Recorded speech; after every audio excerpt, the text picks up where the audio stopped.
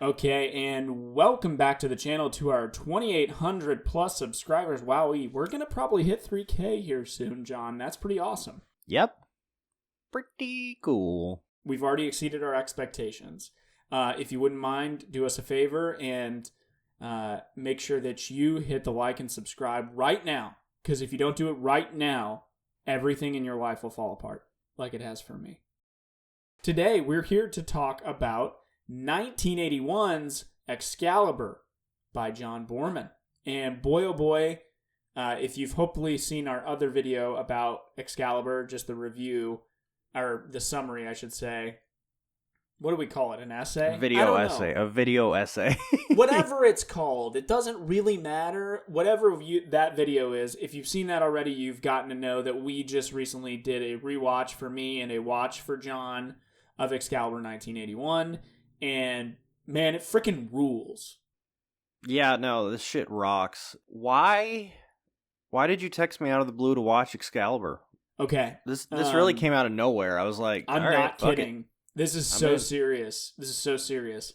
I have been seeing a ton of AI generated images. Oh no. That have been ripping off the aesthetic and style of this movie specifically. And I was just so sick of it.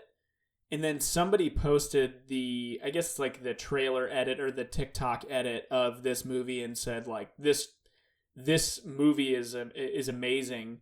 And I said, you know, if there was ever a time to rewatch this movie, now is that time.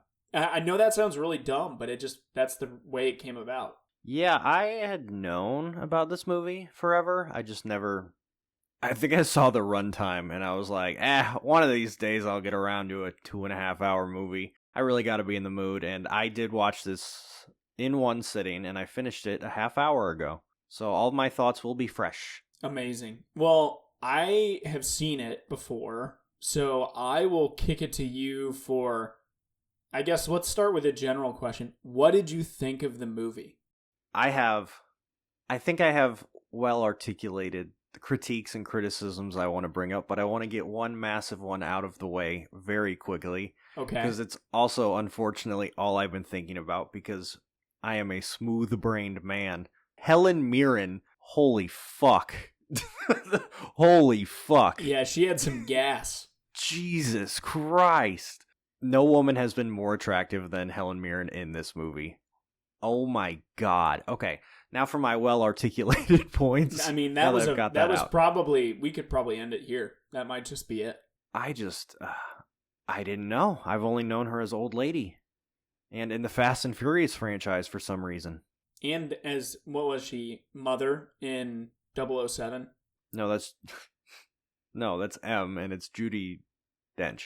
Okay, well, you fool. You fool. I'm an idiot. I haven't watched those. Those will be on our list. Do you also think Helen Mirren's in Mamma Mia? Because I get her and Meryl Streep mixed up too. Mamma Mia, here we go again. I won't take any slander. I recently just watched both of those as well. Oh my god, masterpieces. Anyways, Excalibur. Okay, so numerous points throughout this movie. I want to get this one out of the way because it's at the top of my mind after the Helen Mirren being, oh my god. I did the Frank Reynolds, I get it, while watching this, and I was like, I understand why Zack Snyder made a career based around this movie, because it is all hype moments and it looks beautiful, and there is barely any joy in this movie. Super fair. It is so cool, and I think it's pretty faithful to Arthurian legend. I'm not going to pretend that I'm an expert in that, but I know quite a bit because I was a middle school boy once, and I got really... Arthurian legend is my Roman Empire. Whenever anyone's like, guys always think of the Roman empires, I could never relate. I never think about the Roman Empire. I think about Arthurian legend.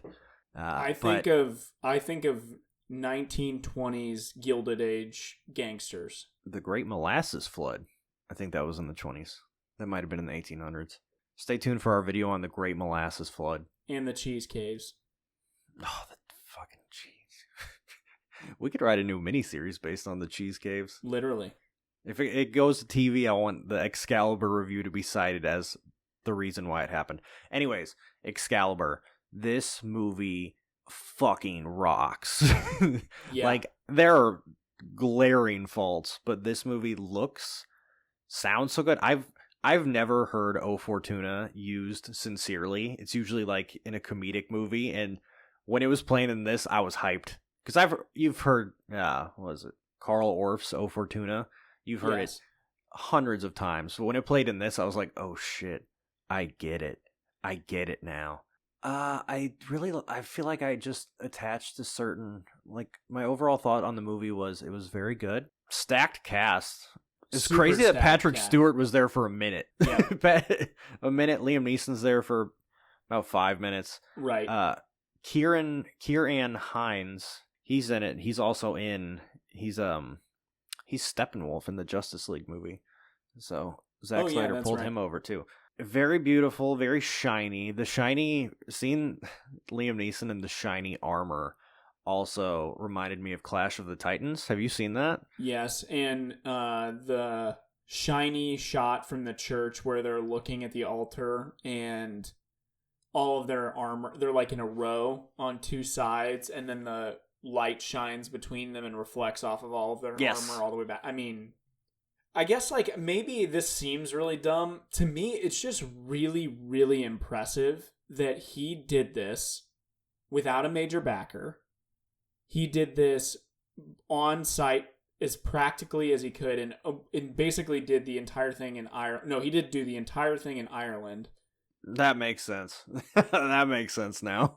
I mean, I just was really impressed with that, and I think the sound design is pretty good for the most part. The costuming is fucking excellent. I mean, yeah, every single piece of armor matches the character that's wearing it. I talked about this in the video, but the fact that Arthur's collar is so pronounced to just, hold him to a higher standard than everybody else. Lancelot has like sleeves that have sort of like ruffles in them on his armor because he's, the fancy pants boy. He's beautiful, by the way. That is a beautiful man. Yeah, a gorgeous man. I mean, I did think it was young Eric Roberts until I looked it up. It's not. I thought it was Eric Roberts. I was like, damn, didn't know he had this. Didn't know he looked like this because he didn't. I know. It was crazy. And then, in addition to that, even the helmets matching, like some of them are wolf helmets, some of them are bird helmets. Like, it was so impressive. And even going back to like Helen Mirren's costuming is very much like Wicked Sorceress-esque. And then Mordred with the golden suit that he was wearing was pretty cool too. Like, just looking at that and thinking, oh, he's like the golden boy. He's the one that's supposed to take Arthur's throne. I was just really impressed with that. That blew me away. And then some of the shots that they were getting throughout the film, like the one in the church that we talked about a minute ago, I'm pretty sure, I mentioned this in the video as well, the first shot had to be remounted 2 times. And the amount of fog and lighting that they would have had to get exactly perfect to make that sequence happen, I can't imagine doing that in 1980. That's a hard feat for today. And to do that all practically on site in one location is so super impressive to me. No, it's very impressive. It's shot like an 80s music video in the best way. I also think the performances are really fucking good in this. Yep. Starting at the very beginning, I'm 50-50 on Merlin's performance. I kind of find him kind of annoying for a big portion of the movie, which I think might be intentional, but with Uther and especially in that first scene, Egwene, Arthur's mother, Egwene, thank you, that he tricks, her screams once Merlin takes away Arthur are so fucking sad. Yeah. It's so sad. And also, that opening goes on for like 30 minutes. I know. It's crazy. It's a crazy prologue. I would say Merlin's performance is kind of like back and forth for me. Yeah. Maybe. That I actually like the way that he's portrayed. But the one thing I will clarify, like, obviously the plot is pretty, I mean, there's just a lot of ground covered. It's literally a lifetime and a half of worth of a movie. I mean, it starts when Arthur's conceived by his dad and then goes all the way until Arthur is carried out to Avalon. And so I was kind of blown away that there weren't more like inconsistent performances, but Merlin's to me was the least understandable because his character arc didn't make a ton of sense with the way that he was playing it.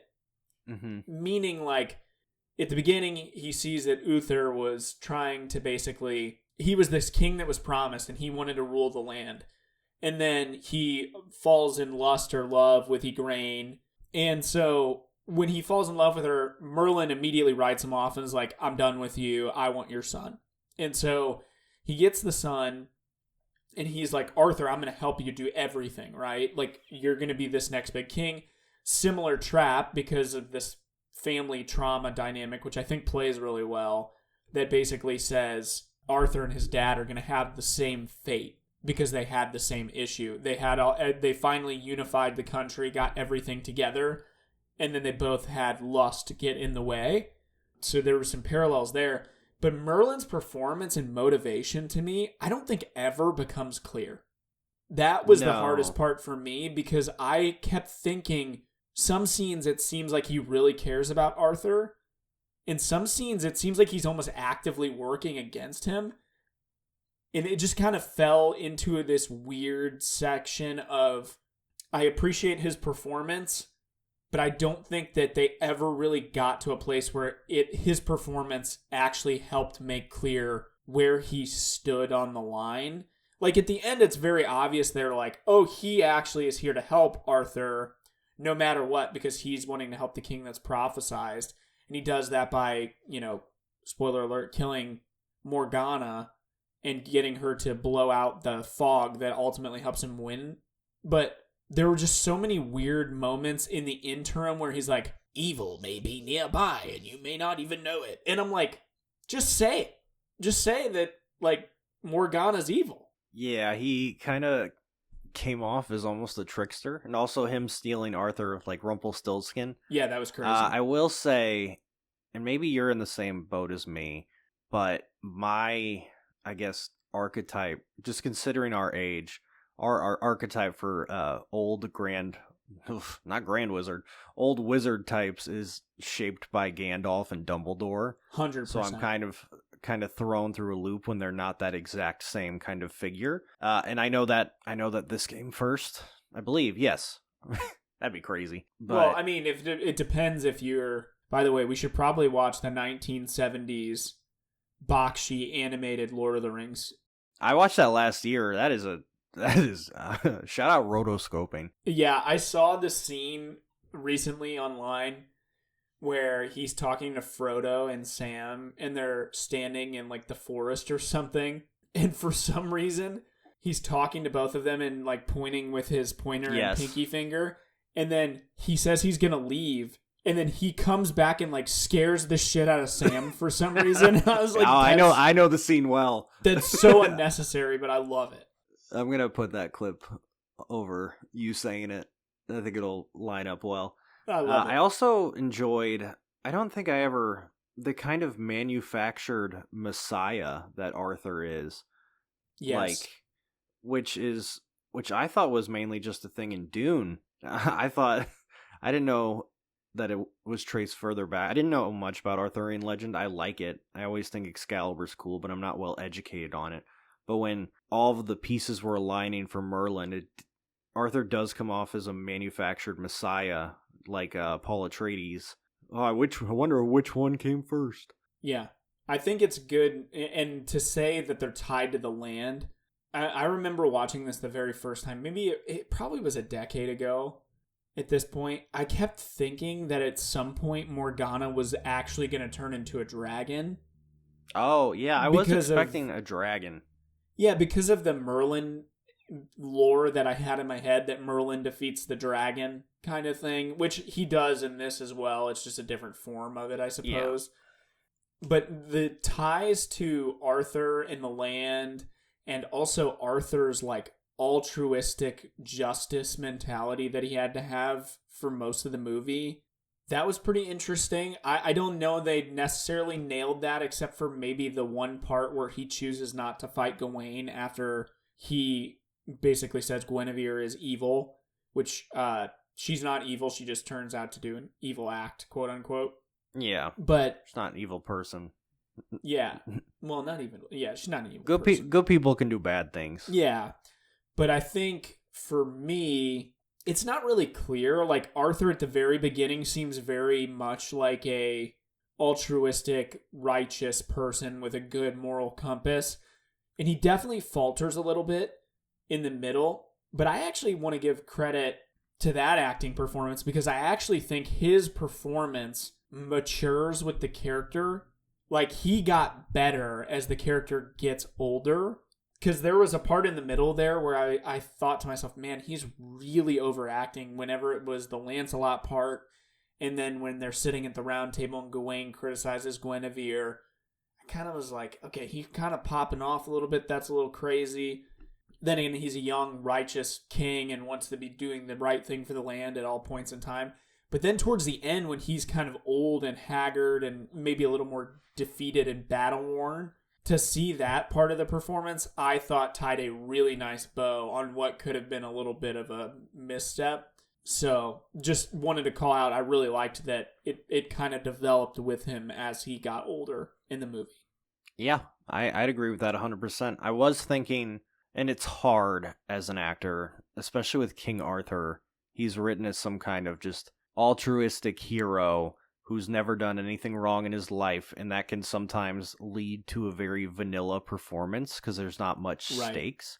So for a good portion, it's like, I have created peace in the land, everything's chill, and then I think around the halfway point, we need some conflict, and they needed to kind of get Arthur off his ass. I mean, it's a good performance all the way through, but at one point, it just seems to be the story of the people all around him and not him anymore, which is fine. But during that second half of the movie, he goes from this altruistic kind of just archetype of all that is good to finally showing a chink in the armor, I would say. Especially with Lancelot, who is a fantastic character, but man, he has a very punchable face at one point in this movie. And I know Shout out to that actor. Talk about playing two very different roles in the same movie. He comes in I hated him later. I hated him when he was old. Yeah. The pretty boy who's got the gorgeous face. I mean, that's just a straight attractive man. Like, he's just a very attractive man in the beginning of that film. And then where the turn was a little interesting, but I guess it's because he lost his loyalty. I mean, he looks like the hermit from the cave in those old animated movies. Like, he looks horrifying. Yeah, especially when he throws Percival down into the river. Also, probably the best character in this movie is Percival. Yeah. Oh my gosh. And except when he makes a mistake and he rectifies it real quick right at the very end. He's like, I couldn't do it, I'm sorry. And he's like, do it. I'm like, okay. But when Lancelot and his goons throw him into the water, I was like, all right, Lancelot, you really just came here, said, I'm gonna fuck everything up. And then I'm gonna make it harder for the guy who I got into this shit. Right. Because I was late for my jousting. That was super weird. There should have been an apology. I need an apology in my Arthurian legend. Yeah, Lancelot to Percival. Dear Percival, sorry. I would have liked to see maybe a little bit more of an interaction between the two of them than what actually happened, because it felt like they walked into the same scene and he immediately just got attacked by the person who got him into this mess in the first place. So I would have liked to see maybe a little bit more there. Obviously, this is, almost 50 years old movie, but I just think it's... Fuck. It's 45 years old, isn't it? Yeah. So I wanted to see a little bit more there, but I think Percival's only in that movie for a third, 15 minutes, maybe 15 minutes. Yeah, and he goes from being just the guy who's going to rob Lancelot to one of the most, if not the most important character in the second half of the movie. So I was really impressed with that. Yeah, he gets the Holy Grail. Helen Mirren, I know we talked about her. Oh my God. But her Morgan Le Fay is fantastic. Her performance is pretty damn impressive, and I think she plays that seductress sorceress very, very well in this movie. And that's kind of a hard line to walk without being over-sexualized, which, you know, at one point, obviously, she does have sex with Arthur. But throughout that, she does a good job of manipulating and still staying from afar, kind of. Mm-hmm. And then a very nuanced performance where you can tell that she's trying to play up certain things at certain moments. And then at the end, when you kind of get the reveal that she's evil and traps Merlin behind the crystals, it was cool to see that reveal where she was like, I've harbored this resentment the whole time. Yep. And one of the things that John Boorman did, which I thought was cool, because the actor, who plays Merlin, I'm not going to remember his name off the top of my head, and I'm sorry about it. I think it's Nickel. If it makes you feel any better, on the box art for all the home media releases for this, it just says Helen Mirren at the top, and then Excalibur. That's it. I love it. So don't feel awful. But the Merlin performance mixed with that, apparently the reason that they were paired together was because they actually had shot a film together prior to this, which I can't remember the name of for the life of me. I'll put it here in editing. I'll drop the name right here. And they hated each other. And so John Boorman, it's Nicole Williamson. Okay. So Helen Mirren and Nicole Williamson hated each other, and no joke, John Boorman knew this and thought this is the perfect way to put them back in front of each other and get some really good performances. And it shows in that scene alone that they were not friends, and then at the very end of the movie that was the case as well. But apparently they couldn't stand each other, sort of one of those Charlize Theron, Tom Hardy sort of situations. Yeah, Mad Max. Sorry, I was like, why are you throwing these names out here? Yes, I understand. I am on the Morgan Le Fay train until the incest. That's where I hop off. But I 100% agree with everything she's done. I think a couple other things I just want to throw out there that I really liked. Mordred's growth transformation not taking very long was helpful because his character I didn't really care for. Other than him being like a Joffrey-esque character, I think generally he was fine. I don't think there was anything remarkable about that performance, but I do think it was cool that he was basically unkillable unless it was Excalibur that killed him. Do they say that in the movie?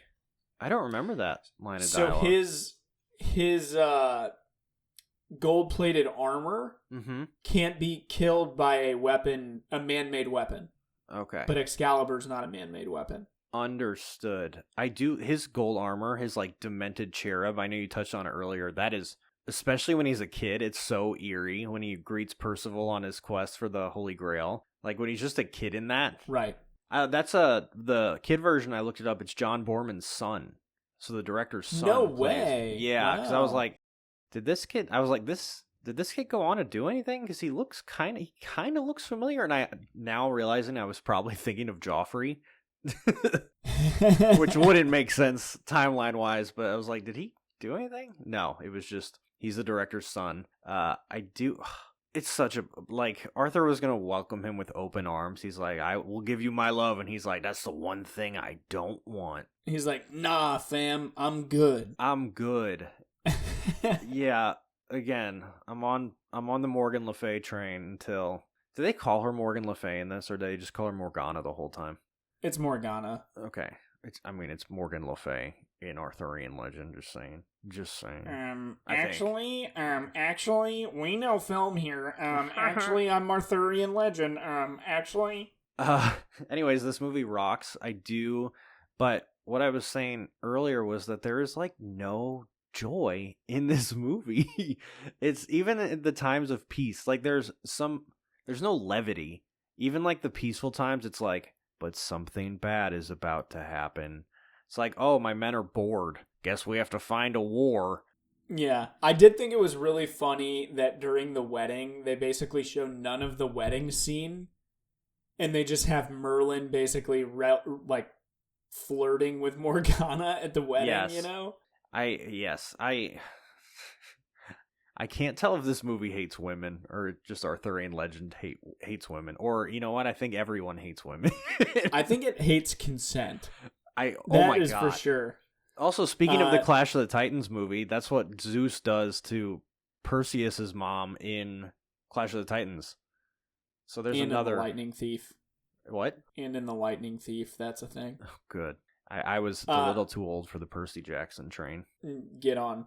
I would love to. So, I think the one thing that is a little weird is how, like, there's at least two instances of, like, unconsensual sex, but it's also mirror image of each other where somebody is taking on the form of somebody else to have sex with somebody, and in one of those cases Morgana like tricks Arthur into sleeping with her, which is her brother. Yeah, so, again, I'm on the boat till the incest. I'm on the train. Yeah, listen. It's a different time. You're trying to make a golden boy who's going to basically not be able to be killed, and you need to use your brother's sperm to be able to accomplish that. I understand. Times are dire, Helen Mirren, but have a little class, would you? Yeah, I was about to say, even then, I'm still on her side. Nah, I think on this channel, I need to draw the line at incest. That's very big of you. Thank you. It's very brave. But I'm going to have to edit so many but eyes out of this recording, I already know. I just have a lot of thoughts, and I did finish this for the first time now, an hour ago. It's just really fucking cool. That's what I wanted to say. I would consider this movie VHS core, where the best way to watch it would be on a VCR, on a CRT TV. I felt bad watching it on my computer. Well, if it makes you feel any better, there actually, I think today is a 4K release. Oh, that's fun. I'm like pretty sure that the 4K 35mm remastering, I don't want that, of this movie comes out today. So you weren't listening to a word I just said. I want it on VHS. I want to watch it in the lowest quality possible. Okay, well, I'm sorry. Be kind, rewind, and look at your local Blockbuster, and maybe you'll be able to find it. What are you? It's $11 on eBay. Traveler? Or best offer. I'm going to lowball them. 1997 printing. How's it run? I'm going to lowball. How much do you think I could lowball? I'm going to do this live. If you've made it to this far in the video, please comment below. Do you think that John got this or not? In a couple seconds, he's going to flash up on the screen whether or not he won the bid. Oh, this looks like a small business. Lowball it is, brother. Keep the big businesses afloat. I love big business. So just to be clear, Excalibur 1981 4K UHD release happened like a week ago as of the recording. Yeah, we only do marketing for Warner Brothers, not mom and pop shops. Notoriously unproblematic Warner Brothers. Yes, unproblematic Warner Brothers. Please make our script. Yeah, please. I've got so many good ideas. This would look good on 4K. All jokes aside, I feel like this is a movie that I could see. I don't have any proof, but I could see it a lot being lost in transfers. Like, I bet the Blu-ray has some issues. I bet the DVD has some issues. I feel like you have to go frame by frame to remaster this. And there is a cult following behind this, so I bet that 4K has some... I'm sorry to do marketing for Warner Brothers, but I bet that 4K was done with some care. I also...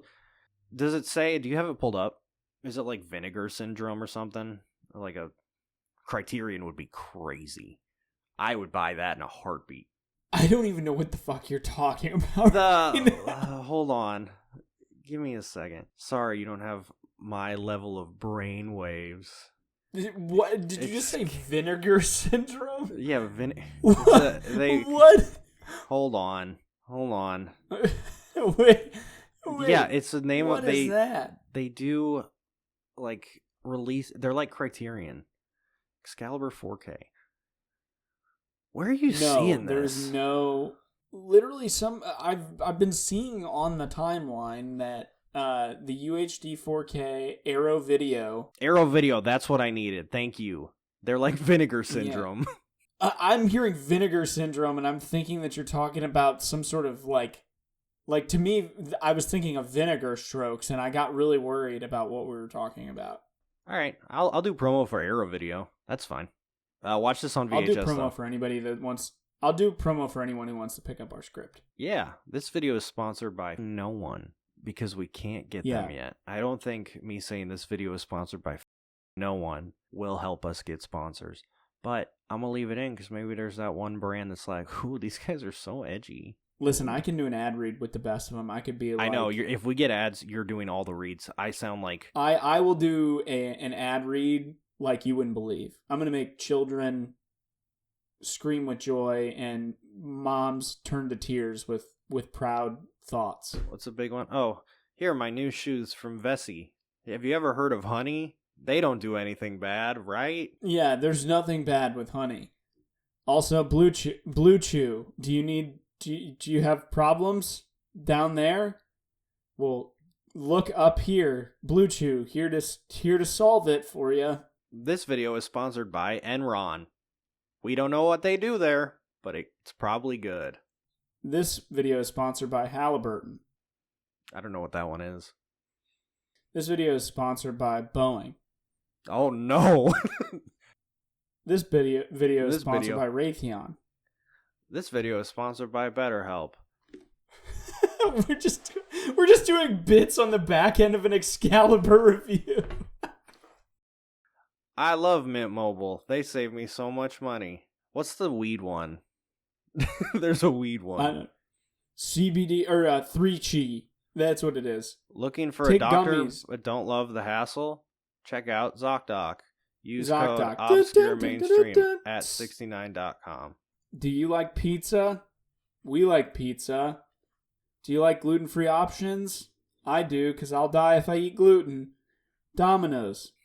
Eat pizza that could save your life. Anyway, Excalibur 1981. What a film. Watch it. If you haven't already, like and subscribe. We appreciate you, and thank you for listening to us ramble for 38 minutes. It's not lost on us that we get to do this, and we really would appreciate your support in doing it more. Thank you. This video is literally only brought by viewers like you. We literally have no money. Please help.